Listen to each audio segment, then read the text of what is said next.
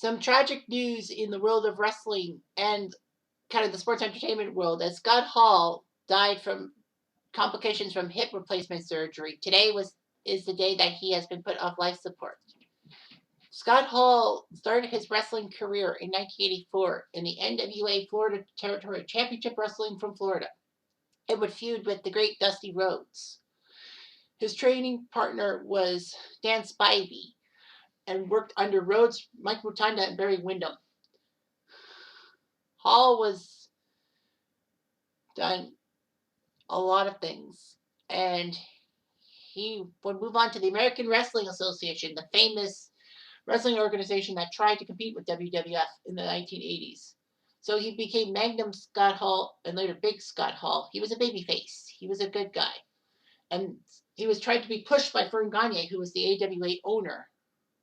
And Gagne actually had Hall use mannerisms and moves similar to Hogan, because Hulk Hogan used to be in the AWA before Vince McMahon Jr. got him to the WWF. Hall would also wrestle for New Japan Pro Wrestling between 87 and 1990.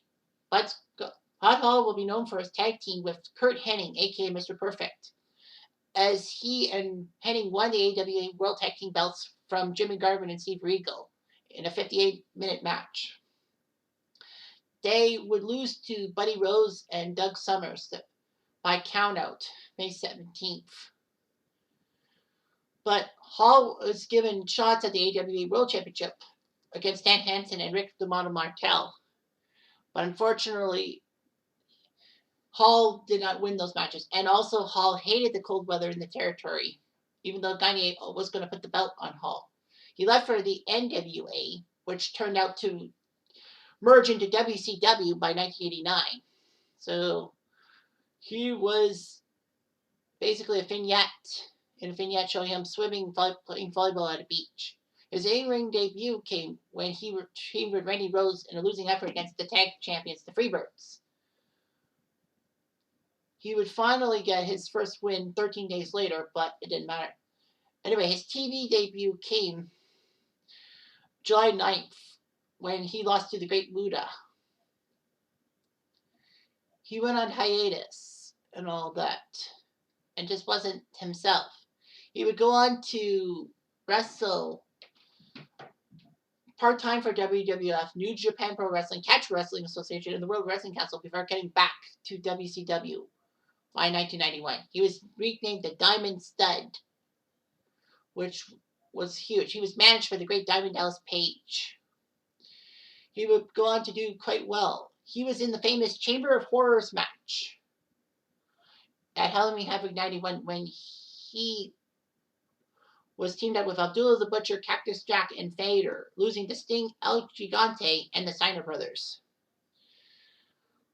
Hall tried his best in WCW, but then he decided to come through in May 92 to the WWF and would be Razor Ramon, a shady and stylish Cuban-American bully built from Miami, Florida, who basically took on the mannerisms of Tony Montana from Scarface. His name was known as the bad guy, and his catchphrase was "Say hello to the bad guy." And he was a legend and all that. Razor Ramon would wear large gold chain necklaces to the ring and have a great finishing move, the Razor's Edge, aka the Diamond Death Drop. He would flick his toothpick at his hapless attendant. So Razor Ramon was also known for being a decent person and all that. Razor Ramon at the last second was actually picked to face Bret Hart for the title at Royal Rumble 93, but because Ultimate Warrior left, and it would have been Warrior versus Bret Hart. During the feud between Bret Hart and Razor Ramon, Razor would disrespect Hart and the Hart Wrestling family, kind of like Jerry the King Lawler did when he was a heel commentator. Razor Ramon would lose at the Royal Rumble, submitting to the Sharpshooter. Razor Ramon would actually win at WrestleMania 9, his WrestleMania debut against Bob Backlund with a roll-up. And then he suffered a big loss to the Kid, aka the 1-2-3 Kid. It was one of the most famous upsets in WWE Raw history, and this happened almost 30 years ago when Razor Ramon lost to the Kid. But he got a fan favorite turn and all that. So Razor Ramon would actually face Rick Martel for the Intercontinental Belt in October '93 when Shawn Michaels vacated it because he didn't want to defend it. So Razor did it. Razor would face Shawn Michaels over which man had the stronger claim to the Intercontinental Belt. So they would fight at WrestleMania 10 in one of the greatest WrestleMania matches of all time, that ladder match in '94.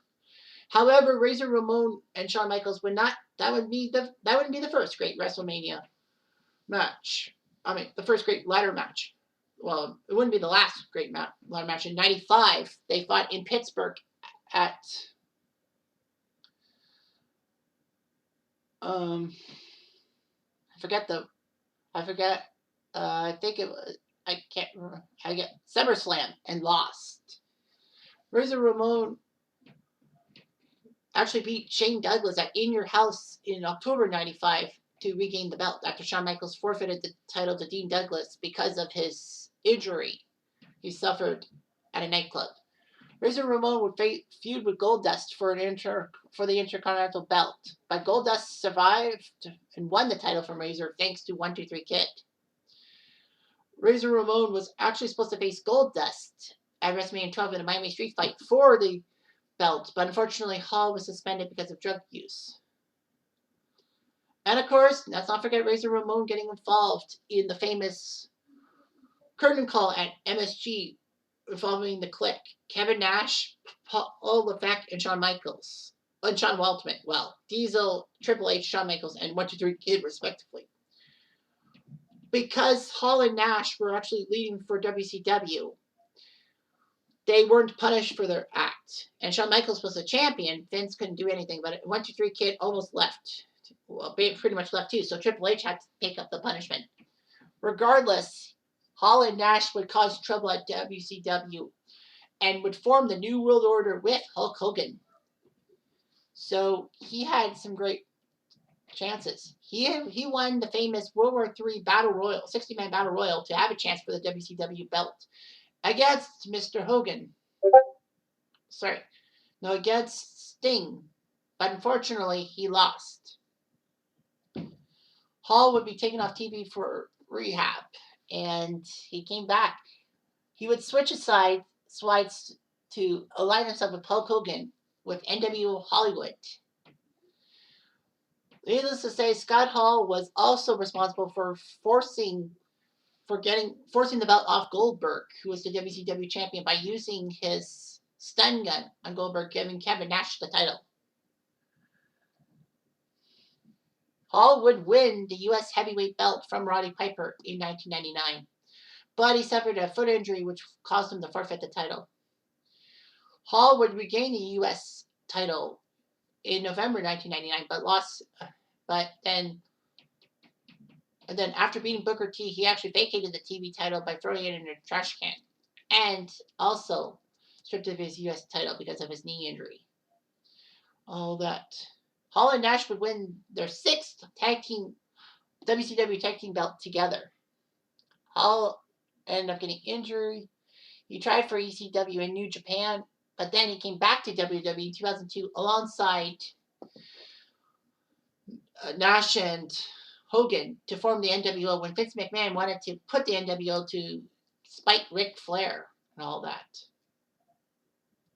Hall would lose at WrestleMania 18 in Toronto against Stone Cold Steve Austin. The first time he lost at a WrestleMania and all that. Unfortunately, Scott Hall was victimized by the plane ride from hell coming from England to the United States. Hall was completely intoxicated and did terrible and all that. The case was settled. He made sexual remarks to 2 women, and this case was settled out of court, and basically Hall was done for. Hall would fight for TNA and all that at Sparingly and all that.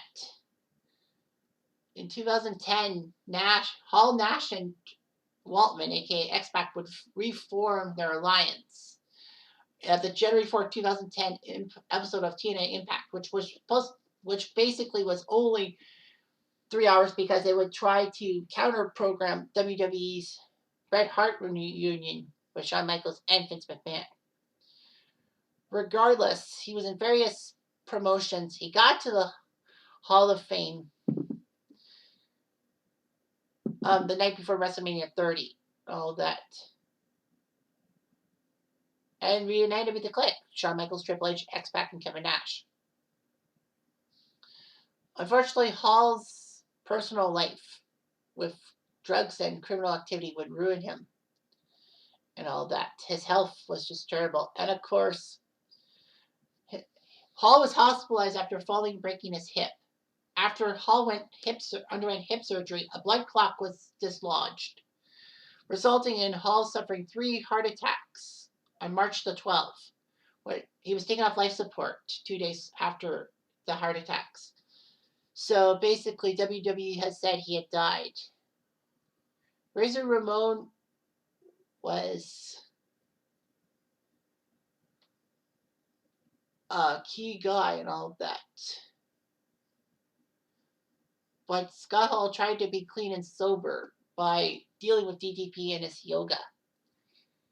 He leaves behind a legacy of WCW and WWE pandemonium that only true fans will appreciate. Scott Hall was 63 years old. We'll be back.